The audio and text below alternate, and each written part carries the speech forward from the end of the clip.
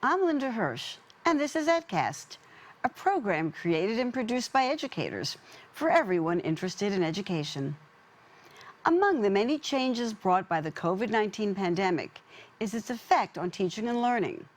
This pandemic, along with other crises such as natural disasters and social trauma, have led educators to seek out new ways of teaching that address some of the dilemmas faced both inside and outside of the classroom during times of turmoil. Joining me today are two of the editors of a new volume, Literacy and Learning in Times of Crisis, Emergent Teaching through Emergencies. It is one of the first post-COVID-19 books to examine pedagogical approaches aimed at navigating crises. Stay with us to learn what it's like to teach and learn during a crisis and what we have learned about dealing with future crises. Coming up now on EdCast.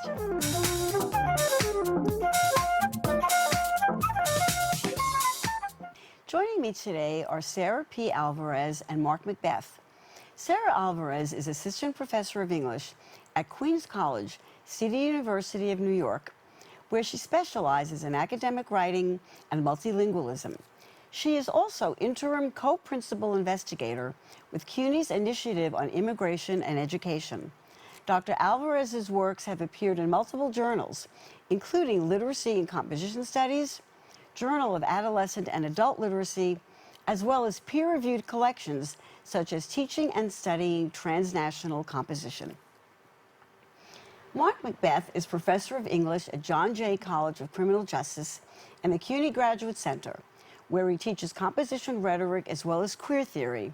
His recent book, Queer Literacies, Discourses and Discontents, traces the development of 20th century homophobic discourse and emerging new rhetorical frameworks.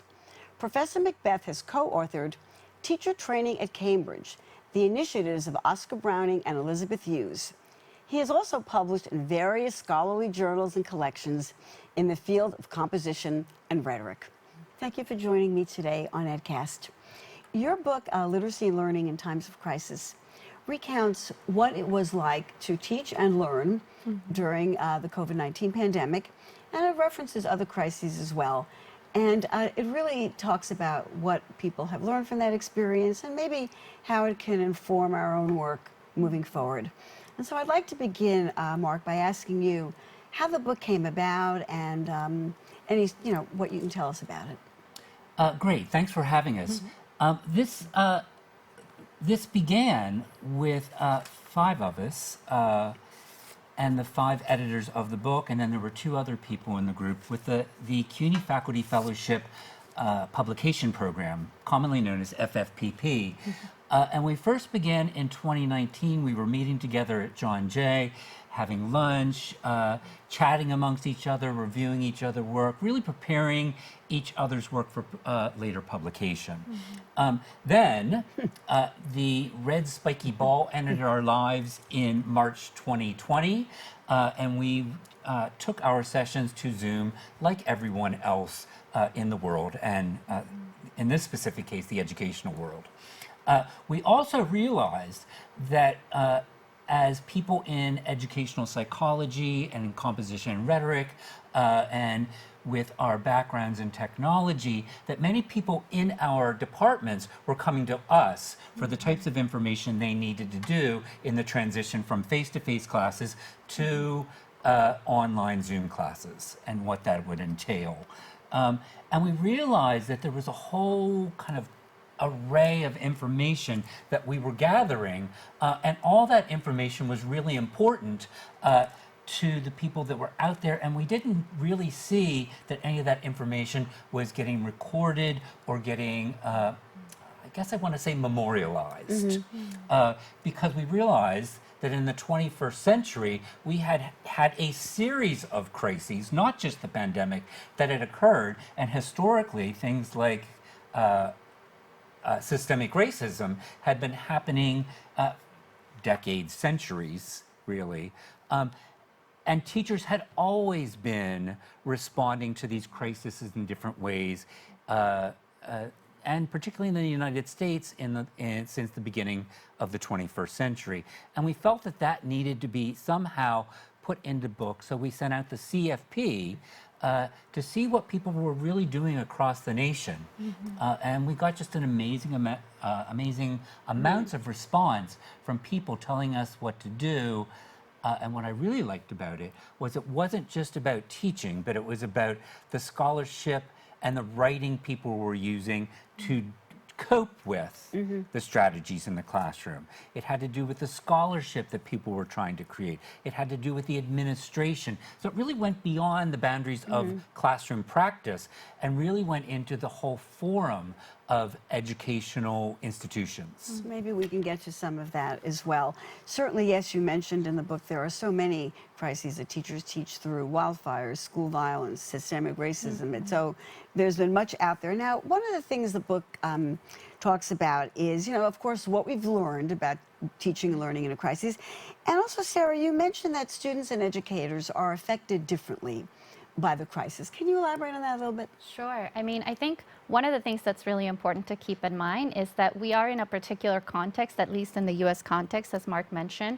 And so if we think about just our context alone and we think about directly impacted folks, we often want to think about how are people directly sort of connected to this experience in the ways in which we're kind of calling it a crisis. So one of the things that I like us to keep in mind is that this is, for instance, the pandemic is happening in the context of uprisings to sustain the livelihoods of Black, Indigenous, Latinx communities. It's also happening in the context of the rise of anti-hate crimes. It's also happening in the context of a lot of shifts in education that are sort of moving from the public to the privatized. And so what I think it's really important is to think about how students and teachers are sort of responding in that moment. And I want us to think about also, for instance, in light of my own work with undocumented young adults, people who are directly kind of advocating for themselves. So if we think about just from the student perspective, if we think about immigrant students, right, how immigrant students have coped through this pandemic. We might think about, students who are deserting school, which we have heard about in the statistics, lots of students in high school settings that are not going to school as often as they did because they are taking jobs. And part of the reason for taking jobs is because now there's this other crisis, right? The economic crisis of their family members, people who they live with who've been impacted by the pandemic, right? And so we think about school desertion from the student perspective, but we also might look at it from the perspective of educators, right? And we might think about like Black educators are deserting the classroom. And that's a really kind of impactful and kind of crisis mode, because if we think about the importance of having a student who has a teacher who looks like themselves, that in of itself is a crisis. And I think lastly, one of the things that our co-editor and colleague brings up really importantly, Jana Kucherko, she talks about, even the definition of crisis. What constitutes a crisis? And there's like this sort of power hierarchy of calling it a crisis. And crisis for whom? Right, and how? And how it impacts different people. I mean, you look at some of our students who, I know for myself, I was not impacted financially because I had a paycheck coming in. So that was part of my privilege. But I did have the impact because some days I just couldn't get technology because the Wi-Fi in my particular neighborhood in Manhattan just didn't work. And so it feels to me that there are almost a kind of stratosphere of ways that these crises actually affect people. And that is going to affect the responses that people have. And I think it also is going to affect the resilience that people have. I mean, one of our other co-editors and authors in the book, Meg Malatarafdar, who is at Queens Community College, actually writes about the kind of resilience that had to happen at the administrative level at the colleges. Go to that for a minute then. I know the book makes mention of policies that hindered and helped that during a crisis. So what can you tell us about that? What are policies that might help and what are policies that hinder? I think that that's such a great question, not only because I wish there were like straight answers for every single thing, and I think that that's something We'll pretend there are. But let's pretend there are. Let's begin with the Zoom space, Okay. right? Thinking about remote learning and making the distinction between online learning and remote learning. Obviously, when we went into this sort of crisis mode in the middle of March, we were not doing online learning. We were not prepared to go into the online world. We were doing remote learning. We were sort of working with what we had. And one of the policies that instructors sort of jumped into was sort of trying to recreate the classroom in the Zoom space. And that's not possible. And if we think about our students at CUNY, precisely thinking from the student perspective, we're also asking students and educators to share a lot of their private life that maybe they cannot, maybe they should not, and maybe it's not accessible, right? So one of the main policies that we shared with our colleagues was, hey, maybe the camera is off not because they're not paying attention, but because there are issues of access. There's issues about students who realize their siblings, their family members are also home trying to get some work done. There's not enough bandwidth for everybody. So those are things that, for instance, as a policy, And we there's can not enough shift. home space, And there's perhaps. not enough home space, right? So accessibility is a big part of that policy. I think even thinking about policies that are sort of humanizing and thinking about, anti-racist teaching, those are kinds of things that we now can say were moments that happened during the pandemic, right? And so when we think about what are some policies that are more understanding, when you were talking about having a bad technology day, understanding that our students are feeling exactly the same way. They're also feeling kind of like they want to show us that they care, they want to show us that they want to maintain involved, but they also have these other crises that perhaps haven't yet been named. So understanding where we're at in that crisis and sort of having that humanity of saying, okay, you know what, maybe this is not going to work right now in synced. So even maybe considering asynchronous learning. And I would just add to that, it seems to me that in many cases, teachers, professors didn't recreate what they were doing. They just reproduced and reiterated what they did in the classroom, which I hate to say this, and here's my snarky self, that sometimes that wasn't so great in the classroom. And I think So even less great online. even less great online. And maybe that was a blessing in disguise that in some cases they realized that the pedagogy that wasn't working online perhaps didn't work in the classroom as well, and gave people a chance to rethink. And there's my optimism part of this, that I think that there's the real learning lesson in these crises, that it gives us a moment to pause. And we certainly, in 2020, we had lots of moments to pause, sheltered in place at home, to really think about how our teaching was affecting the learning of our students. And from the responses or the lack of responses that we were getting from the other side of that Zoom screen. Can we go back to technology a minute then? Because, I don't have to tell you that technology is the big winner of the pandemic. The idea of teaching online has really become entrenched, and whether we did it well or not, we all did it. And so you certainly make reference to technology in the book, and I know there are some flags that are raised about it, and it's even referred to as a post-human activity, which I found really interesting. So I'd like to know obviously you started out by saying that some of us took our bad pedagogy from the classroom and just replicated it online, but in general, now that online teaching has taken such a hold, and our students seem to be quite attracted to it, they still want to have it. What are your concerns about this embracing online teaching so much? I'm going to jump in on that. Go one. right ahead. Just because first I want to say that I think this is in the context of CUNY students, who I think the average CUNY students spends their hours commuting around Manhattan from home to work to classroom, back to work, back to the classroom, and normally spends 6 to 8 hours just commuting. Okay. If you're a residential student on campus, that may be time where you would be devoting to studying. I think that in some cases, I think the online classrooms have really helped our CUNY students, commuting students, because the time that they would spend jumping from place to place really allow them to perhaps focus on the classroom practice, if you give them strategies by which to focus and to pause and to think and to use their time at home in good ways. So let's talk about pedagogy now, because we're diving right into it, okay? So there are approaches to reading and writing and critical thinking that you have felt that teachers should use in moments of crisis. And I don't know if these are meant to be used in the classroom, if these are meant to be used online, both. But what are the kinds of approaches to reading and writing and thinking, critical thinking, that really are important during these emergency times?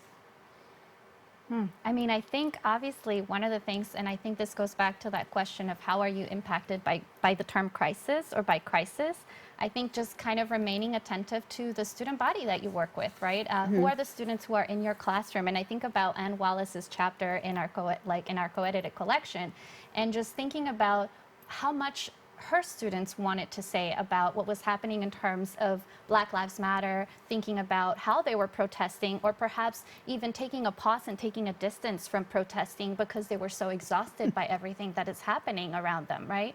And so, and to their communities. And so I think it's really important to, as we think about what are some pedagogies that we can uptake and we can learn from this crisis, at least the pandemic that is still ongoing, is, taking time in the classroom to actually do the work together, which is something that we gained in Zoom classes because that was the space where we could socialize to some extent. And so now we're kind of extending that to the physical classroom and saying, let's do this together. What does that look like, Sarah and Mark? Just, Sure. What does that look like when you're working together, when you're sharing? I think with I work often with student educators, right? And so one of those things is like thinking about accessibility really clearly and critically, right? And those critical moments when we ask often student educators, hey, how often do you use your phones to teach? And they say, well, everybody tells us not to use our phones. Well, phones are important technological resources, right? And as Mark pointed out, if we can teach our students and if we can share with our students what strategies are useful in using a phone, I found that students sometimes we spend 20 minutes, each of them logs into a document together, and they can all write from their phones. I mean, sometimes they have a laptop, sometimes they have a digital device, but sometimes the access they gain is through that phone, and that phone can actually be a really great resource. It's also a connectivity resource when you think about group chats. This is not something I created, this is actually student-led. Students in my classrooms often created chats in different platforms just to keep in contact with one another, because going back to your question about what are some things that maybe give us pause about distant learning or online learning? Well, the social aspect of learning, right? Our students miss that conversation. And I think that sometimes teachers need to have to relinquish the authority, particularly like in these sometimes when students have created those chat spaces, I don't make myself privy to them. Yeah. Because sometimes it is not my business. Yeah. They need to talk amongst themselves, and they often I find out later that they often give each other amazing strategies by which to work. I think also, if you read Ann Wallace's chapter, she came up with some amazing assignments that really use technology as the basis, where she would have students do kind of these poems that integrated, and then she found a way to edit and bring them all together so that the whole classroom had a voice together. And you could really see how the incremental, independent work of students then became a kind of communal voice that was just so powerful. And I think of the work of, say, like Kim Drake, who's working on the West Coast during the wildfires, and the context that her students went through, where they could no longer go outside to do work, and it just got to the point they couldn't even really do their work inside because the smoke had infiltrated their homes. And I think that those kind of contexts of just looking at the duress that students was under, and yet somehow how those students really worked through it, and sometimes finish the work in an amazing ways, and yet if they don't, you have to realize why not and what ways you can implement so that they can find some way to learn through it. I think it's Alice Hornsby who talks about critical thinking, and I will say with the midterm elections upon us tomorrow, it's certainly on my mind, and critical thinking seems more critical now than ever. What do you think we should be doing in our classrooms in terms of helping students understand fake news, real news? I mean, there's so much disinformation now. I don't even know where you get real information. What are we doing in our classrooms to combat that? There's a lot, but I think part of it is beginning to strategize about what kinds of things are true resources that we find in the different materials we have access to. Because I think that that's another part that we don't talk about often. We like to think that everybody has access to everything, but that's not necessarily true. And if we think about our CUNY students in particular, I've had students who even said, even till this day, I have very, very bad internet access. Even till this day, you know, I didn't know that there were all these other like search engines besides Google, right?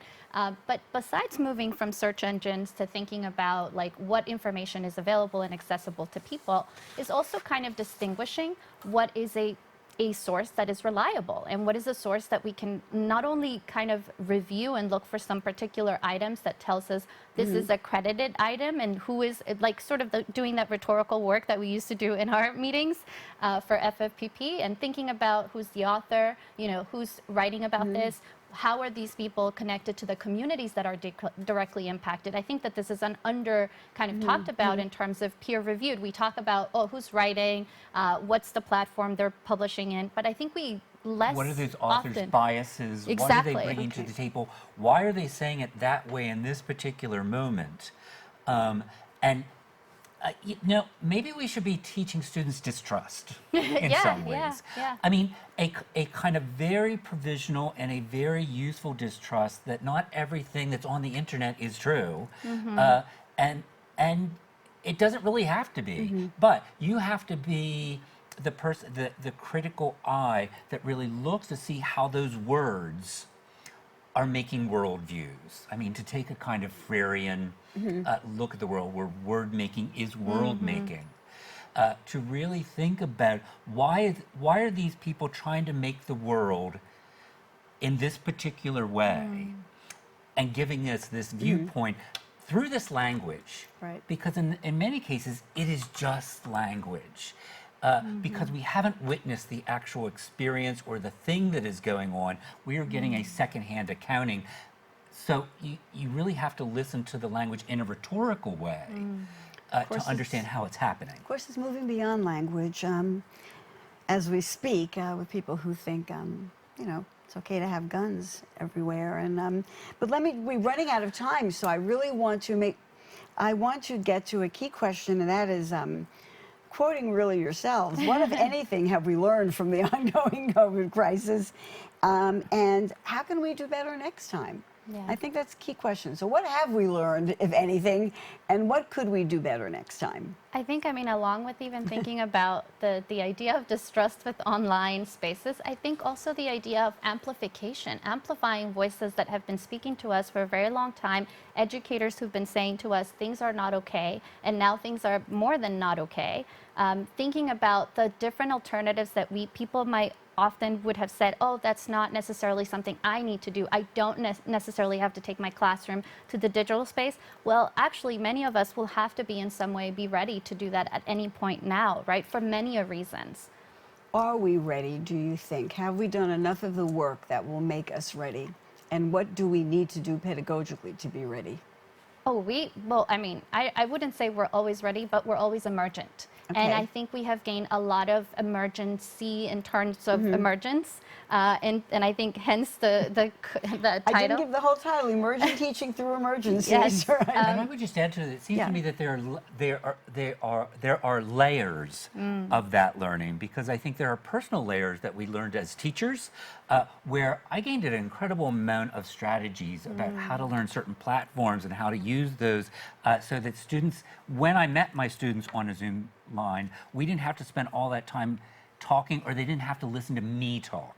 I had prepared them with certain things that gave them kind of pre-writing, to use some old compret talk. Yeah. So that by the time they got to the classroom, they had already done some prep work and some critical thinking work and their own work. I think then there is a communal layer to that, where there's forums like this where people are actually talking about pedagogy in a different way. And I think that is happening in our department meetings. I think that is happening in our institutions at kind of town talks at on our college campuses. I think this is happening in different ways. And then I think there is a more institutional and national conversation that is that is allowing these conversations to grow in ways that we may not even know yet. Yeah. You know, one of the things I really didn't get to go into with both of you, and we did do some previous shows during the pandemic on Zoom, and the notion of trauma for younger children was really dominant in those conversations. But I really want to ask you about college students and professors. I have to imagine that teaching during COVID-19, I know how I felt emotionally much of the time. What was the sense in your classroom space of this sense of trauma? And we'll have to answer it briefly. I know we're running out of time, but Yes, was it dominant in the class? Could you feel it? Did you address it? Absolutely. I mean, it's still present, right? And I want to briefly mention that, you know, as Mark has said, you know, we went from like the local to the more national. And I think we're talking more about trauma-informed pedagogies, thinking about moments to pause in the classroom. But even now, I think that trauma is still felt. I want to mention that obviously the first kind of communities in New York City that were directly impacted were Black and Latinx communities where I live in Jackson Heights, Queens. And so many of the students that I work with in Queens College lost a member of their family, right? That isn't just a loss in a family member or a community member. It's also an economic crisis added on, right? And so, yes, we have to continue talking about this. And I think we have opened a possibility for vulnerability. And I think we have to kind of honor that possibility. If our students are opening up to telling us this trauma, then we should open up spaces to continue supporting them in continuing whatever pathway they're doing in our college classroom. Thank you. Mark, I can give you one quick ending word because And I we're was just going completely to out say of that. I time. mean, there were kind of macro traumas to that, and then there are micro traumas because it's not like their personal problems that they had before, in the before time, actually stopped. And it seems that for teachers, we really need to understand both their macro and macro traumas and problems so that we can constantly be sensitive and vulnerable. We're completely out of time. So I want to thank you both so much. Thank you. Mark Thanks for having us. Macbeth, Sarah Alvarez, Thank you so much. CUNY faculty, always on top of everything and the first to know about it. So thank you so much. And that's it for this edition of EdCast. Thank you so much for joining us, and we'll see you next time.